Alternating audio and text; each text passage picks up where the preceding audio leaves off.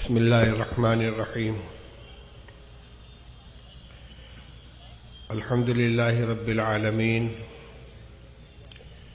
والصلاة والسلام علی سید الانبیاء والمرسلین سیدنا و مولانا محمد وعلی آلہ واصحابہ اجمعین اما بعد۔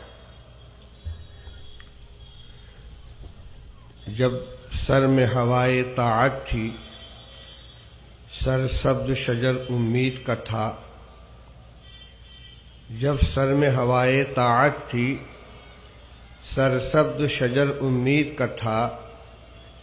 جب سرسری عصیاں چلنے لگی، اس پیڑ نے پھلنا چھوڑ دیا۔ اللہ کی راہیں اب بھی کھلیں، آثار و نشاں سب قائم ہے۔ اللہ کے بندوں نے لیکن اس راہ پہ چلنا چھوڑ دیا۔ میرے بزرگوں اور عزیزوں اور بھائیوں، اس مرتبہ نظام میں جو تبدیلی کی گئی، آپ بھی اس کا نفع محسوس فرما رہے ہوں گے۔ بجائے 10 بجے اجلاس، 9 بجے اجلاس شروع کر کے 1 بجے تک طول دینے کے، مغرب کے بعد سے تقریباً 10 بجے تک یہ اجلاس اپنی آخری منزل تک پہنچ رہا ہے، اور ماشاء اللہ بہت جامع اور بہت مفید باتیں آپ کے علم میں آئی ہیں۔ حضرت مولانا مفتی شکیل احمد صاحب عزیز مجدوم نے حضرت نبی اکرم صلی اللہ تعالی علیہ وسلم کی سیرت مقدسہ کے جن پہلوؤں پر روشنی ڈالی، ان میں سے اکثر کا بلکہ تقریباً تمام تر کا تعلق ہماری اپنی ذاتی زندگی، اپنی اصلاح اخلاق اور اصلاح معاملات اور اصلاح باطن سے ہے۔ حضرت نبی اکرم صلی اللہ تعالی علیہ وسلم کا کمزوروں کے ساتھ کیا معاملہ تھا، مسکینوں یتیموں کے ساتھ کیا معاملہ تھا، آپ عفو و درگزر اور رحمت اور مودت کا جو معاملہ اپنوں اور غیروں کے ساتھ فرماتے تھے، اس کی مثالیں آپ کے سامنے آئیں۔ ہمارے اندر حسد، کینہ، بغض، تکبر، خود غرضی کی جو بیماریاں ہیں، ان کا علاج حضرت نبی اکرم صلی اللہ تعالی علیہ وسلم کی سیرت مقدسہ میں ہمارے سامنے پیش کیا گیا۔ میرے بھائیوں، حضرت مولانا ابوالوفا صاحب شاہ جہاں پوری رحمۃ اللہ علیہ، جن کا خطاب سننے والے اب بھی بہت سے حضرات موجود ہیں، وہ اپنے خطاب کا آغاز انہی 2 شعروں سے کیا کرتے تھے، اور یہی حاصل ہے کہ جب سر میں ہوائے طاعت تھی، سرسبز شجر امید کا تھا۔ جب تک ماننے کا جذبہ تھا، ہوائے طاعت، بات ماننے کا جذبہ، سرسبز شجر امید کا تھا، امیدیں بر آتی تھیں، اللہ کی رحمت متوجہ ہوتی تھی، مسلمانوں کے حالات میں درستگی آتی تھی، خوف، دہشت، مایوسی ان سے دور رہتی تھی۔ جب سر میں ہوائے طاعت تھی، سرسبز شجر امید کا تھا۔ جب سرسری عصیاں چلنے لگی، اس پیڑ نے پھلنا چھوڑ دیا۔ جب طاعت کی جگہ نہ ماننے کا جذبہ ہمارے اندر پیدا ہو گیا، ایک کان سے سن کر دوسرے کان سے نکالنے کی بیماری آ گئی، اچھی سے اچھی تقریر، اچھا سے اچھا وعظ، اچھی سے اچھی تحریر اثر انداز نہیں ہوتی، کیونکہ ہم ماننے کے جذبے سے نہیں بیٹھتے، اور اگر اس مجلس میں جہاں بات سنی کچھ ماننے کا جذبہ پیدا بھی ہوا، پھر ماحول سے متاثر ہو کر اس سے اپنے آپ کو ہم خالی کر لیتے ہیں۔ حضرت مولانا صدیق احمد صاحب باندھوی رحمۃ اللہ علیہ، جو ابھی حال ہی کے بزرگوں میں ہماری جماعت کے اہم بزرگوں میں سے گزرے ہیں، انہوں نے اپنی ایک مجلس میں ایک وعظ کے اندر 2 باتیں بتلائی تھیں جو بڑے کام کی ہیں۔ فرمایا کہ دیکھو، جب کبھی کسی اچھے کام کا دل میں جذبہ پیدا ہو تو فوراً اگر کرنے کا ہے تو کر گزرو، اور اگر کچھ مہلت ہے تو اس پہ جم جاؤ کہ اس کو ہمیں کرنا ہے، اور اگر کسی غلط چیز کے چھوڑنے کا، کسی بری عادت کو چھوڑنے کا جذبہ دل میں پیدا ہو تو فوراً چھوڑ دو، کیونکہ یہ اللہ کی طرف سے ایک لمحہ ملا ہے، اس کی قدر کر لو۔ دل میں اچھی بات کے ماننے کا اگر جذبہ پیدا ہوا ہے تو یہ اللہ کی رحمت متوجہ ہوئی ہے۔ کسی غلط عمل یا کسی غلط رسم و رواج کی پابندی سے اپنے آپ کو آزاد کرنے کا اگر دل میں داعیہ پیدا ہوا تو فوراً عمل کر گزرو۔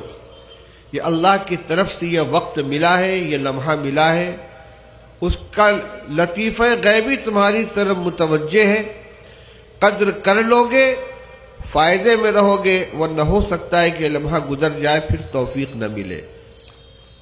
آج کے بیانات ہمیں دعوت دے رہے ہیں، پھر ہمارے مخدوم ابن مخدوم حضرت مولانا سید محمد اسد مدنی دامت برکاتہم نے اپنے مخصوص انداز میں جن باتوں کی طرف اشارہ کیا ہے، جس میں خاص طور سے 3 باتوں کو خلاصے کے طور پر پیش کیا کہ اپنی نیتوں کو درست رکھو، ظاہر اور باطن ایک جیسا ہو، سمجھدار اور عقل مند بنو مگر چالو مت بنو، اپنی تقریبات کو، نکاح شادی وغیرہ کو سنت کے مطابق سادگی کے ساتھ انجام دو، اور معمولات کے ساتھ ساتھ معاملات کو بھی درست رکھنے کی کوشش کرو۔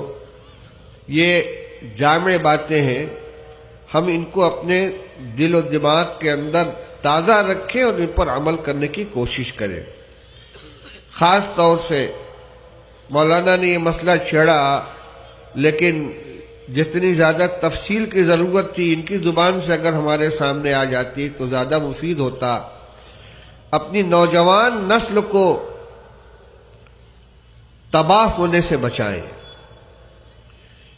ان کی نگرانی کریں، کچھ ان کی دنیاوی ضرورتیں ہیں، ان کا لباس، ان کی غذا، ان کی تعلیم اور ان کی صحت وغیرہ، اس پہ تو ہم توجہ کرتے ہیں، تعلیم کے نام پر درسگاہوں میں بھی بھیج دیتے ہیں، لیکن ہمارے یہاں تعلیم اگر بغیر تربیت کے ہو تو وہ نہ صرف یہ کہ مفید نہیں ہوتی بلکہ بسا اوقات مضر ہو جاتی ہے۔ والدین اپنے اولاد اور گھر کے سرپرست اپنے ماتحتوں کی نقل و حرکت، ان کے مشغولیات، ان کے دلچسپیوں کے اوپر گہری نظر رکھیں۔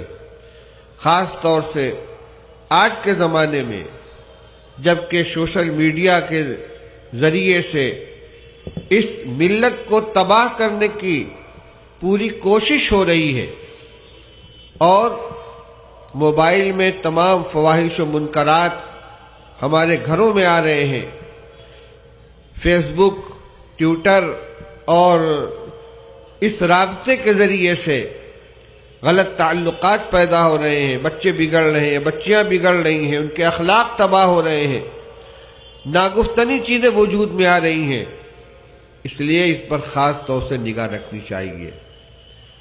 اس کی مضرتوں سے آپ مجھ سے زیادہ واقف ہیں، اور اس کے لیے ضروری ہے کہ خود ہم اپنے آپ کو بھی ان برائیوں سے بچا کر رکھیں۔ اچھی چیز کا اچھا استعمال ہونا چاہیے، اور غلط استعمال سے اپنے آپ کو اور اپنے بچوں کو بچانا چاہیے۔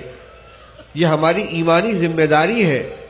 اللہ جل شانہ نے ارشاد فرمایا، یا ایھا الذین آمنوا قوا انفسکم واہلیکم نارا، اے ایمان والو اپنے آپ کو اور اپنے اہل کو، اہل میں بیوی، بچے اور جتنے گھر کے افراد ہیں جن کا گھر کا بڑا ذمہ دار ہے، وہ سب کے سب آ جاتے ہیں۔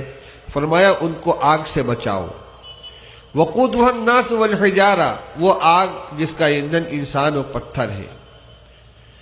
حضرت مولانا سید ابو الحسن علی ندوی رحمۃ اللہ علیہ نے ایک مرتبہ اپنی تقریر کے اندر اس آیت کو پڑھنے کے بعد سوال کیا مجمع سے کہ کون انسان ایسا ہے کہ جو اپنے آپ کو آگ میں داخل کرنا چاہے یا اپنے اہل و عیال کو آگ میں جلانا چاہے؟ جہنم کی آگ تو دور کی بات ہے، وہ تو بہت بڑی آگ ہے اور نگاہوں سے اوجھل ہے۔ دنیا کی اس معمولی سی آگ میں کون جلنا اور جلانا چاہتا ہے، کون اس کو پسند کرتا ہے؟ پھر ایسی چیز سے اللہ تعالیٰ نے کیوں منع فرمایا؟ اس کا جواب واضح ہے کہ اس راستے پر چلنے سے اپنے آپ کو اور اپنے عیال کو بچاؤ کہ جس کی آخری منزل جہنم کی آگ ہے۔ ایک شخص گاڑی میں بیٹھا ہوا ہے اور ڈھلان کی طرف گاڑی بڑھ رہی ہے اور آگے گہری کھائی ہے اور بریک فیل ہے، اس کا انجام متعین ہے۔ اگر اس راستے پہ گاڑی بڑھے گی تو یقیناً وہ کھائی میں گرے گی، گاڑی بھی تباہ ہوگی، گاڑی والا بھی تباہ ہوگا۔ ہم اگر اپنے بچوں کو ڈھلان کی گاڑی کے راستے پر گاڑی پر بیٹھا کے اور بغیر بریک والی گاڑی پر بیٹھا کے ان کو چھوڑ دیں اور اس کے بعد مطمئن ہو جائیں، جیسا کہ مولانا نے فرمایا کہ بچے خود سدھر جائیں گے، تو یہ ہم سے زیادہ بیوقوف کوئی نہیں ہے۔ اس وقت اس کی بہت ضرورت ہے کہ بچوں کی تعلیم کے ساتھ ان کی تربیت پر نگاہ رکھی جائے، اور اس ملٹی میڈیا اور سوشل میڈیا کا جو طوفان آیا ہوا ہے، اس راستے سے جو بے حیائیاں اور غلط تعلقات پیدا ہو رہے ہیں، ان کے اوپر بندش قائم کی جائے۔ اسی طرح تقریبات میں فضول خرچیاں، رسم و رواج کی پابندیاں، الحمدللہ ہمارے بزرگوں کی برکت سے مسجدوں میں نکاح کا ایک سلسلہ شروع ہوا ہے، اور ابتدا میں جب یہ آواز اٹھی تو لوگ اس کو اجنبیت کی حیثیت سے دیکھتے تھے، گلے سے اترتی نہیں تھی، لیکن اب اس کو قبولیت حاصل ہو رہی ہے۔ لیکن صرف مسجد میں نکاح کر لینا کافی نہیں ہے، بلکہ اس کے ساتھ جو شاندار قسم کی دعوتیں ہوتی ہیں، فضول خرچیاں ہوتی ہیں، اور مسنون ولیمہ کے نام پہ سب کچھ کیا جاتا ہے، اس میں بھی اپنی حیثیت اور اپنی استطاعت کو ملحوظ رکھنا چاہیے، اور اس کو بھی پیش نظر رکھیں۔ اپنے غریب پڑوسی اور دوسرے غریب رشتہ دار کے گھر میں جو بچے اور بچیاں ہیں، اپنے بچوں کا جب وہ نکاح کریں گے، اپنی بچیوں کو جب رخصت کریں گے، ان کے دل میں بھی حوصلے ہوں گے۔ ہماری یہ شاندار دعوتیں، ہمارے یہ شان و شوکت کا اظہار، یہ سجاوٹ اور یہ آرائش و زیبائش ان کے دل کے اوپر چھریاں چلائیں گے۔ ہم اپنے طرز عمل تو ان کے دلوں کو دکھائیں گے۔ اللہ نے دولت عطا فرمائی ہے، اس کے بہت سے اچھے مصارف بھی ہیں، ان کو اپنی عاقبت سنوارنے کے لیے آپ استعمال کریں۔ اور اللہ کے رسول صلی اللہ علیہ وسلم نے تو یہ بھی ارشاد فرمایا ہے کہ ان تدع ورثۃ اغنیاء خیر لک من ان تدعهم عالۃ یتکففون الناس، او کما قال علیہ الصلوۃ والسلام، کہ تم اپنے پیچھے اپنے ورثہ کو مستغنی چھوڑ کر جاؤ، یہ اس سے بہتر ہے کہ تم ان کو فقیر چھوڑ کر جاؤ۔ سب کچھ لٹا دیا، سب کچھ خرچ کر دیا، اور اس کے بعد اولاد کو خالی ہاتھ چھوڑ کر گئے۔ آپ کمائیے، اپنی ان کی دینی تعلیم و تربیت کے ساتھ، ان کی اچھی نگہداشت کے ساتھ ساتھ، ٹھیک ہے، ان کو ان کے پیروں پر کھڑا کیجیے، ان کے لیے مکان کا انتظام کر دیجیے، ان کے لیے تجارت کا انتظام کر دیجیے، کوئی حرج کی بات نہیں ہے۔ لیکن فضول خرچی اور اسراف سے کے اندر اپنے پیسوں کو اڑانا یہ کوئی عقل مندی کی چیز نہیں ہے۔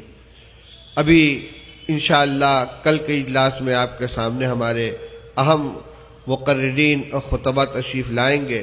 میں یہی درخواست کر رہا ہوں کہ آج جو باتیں سنی ان کو بھی اپنے دل و دماغ میں محفوظ رکھیں، اور آئندہ کل بھی آپ کے سامنے خطابات آئیں گے، نصیحتیں آئیں گے، ان کو بھی گوش دل سے سنیں اور پر عمل کرنے کی کوشش کریں۔ نصیحت گوش کن جانا کہ از جاں دوست تر دارن، جوانان سعادت مند پندے پیر دانا را، وآخر دعوانا الحمدللہ رب العالمین. دعا فرما لیں. اللہم صلی علی سیدنا و مولانا محمد وعلی آل سیدنا و مولانا محمد وبارک وسلم. اللہم وفقنا لما تحب وترضى وجنبنا الفواحش ما ظهر منها وما بطن. اللہم وفقنا لما تحب وترضى من القول والفعل والعمل والنیت والہدى.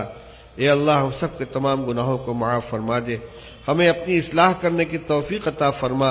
جو غلط عادتیں اور غلط خصلتیں ہمارے اندر آ گئی ان سے ہمیں پاک فرما دے. اے اللہ ہمیں اپنا سچا پکا بندہ بنا دے اور انسانی صفات اور اخلاق نبوی سے ہمیں آراستہ فرما دے. علماء کرام کی زبانی جو نصیحت کی باتیں ہمارے کانوں میں پڑی ہیں ہمارے دلوں میں جاگزی فرما دے، ہمیں عمل کرنے کی توفیق عطا فرما. اے اللہ ہمارے اکابر کی قائم کی ہوئی یہ جمعیت اور اس کے خدام کی جو محنتیں ہیں اللہ ان کو اپنی اشرف قبولیت سے نواز دے، خیر کے پھیلنے کا ذریعہ بنا، برائیوں کو مٹانے کا سے اس کی حفاظت فرما. کہ اللہ اس اجلاس کے اندر جن دوستوں نے، احباب نے، جوانوں نے محنتیں کی ہیں یہ اللہ ان کی خدمتوں کو قبول فرما، ان کے لیے، ان کے نسلوں کے لیے اصلاح کا اور خیر و برکت کا ذریعہ بنا. ہم سب کو طاعت والی زندگی عطا فرما، معاصی سے ہماری حفاظت فرما، ظاہر و باطن کی ہر برائی سے ہمیں پاک فرما. ہمارے ظاہر کو بھی سنوار دے، باطن کو بھی سنوار دے. ربنا تقبل منا انک انت السمیع العلیم وتب علینا انک انت التواب الرحیم. وصلی اللہ تبارک و تعالی علی خیر خلقہ سیدنا و مولانا محمد و آلہ و صحبہ اجمعین برحمتک یا ارحم الراحمین.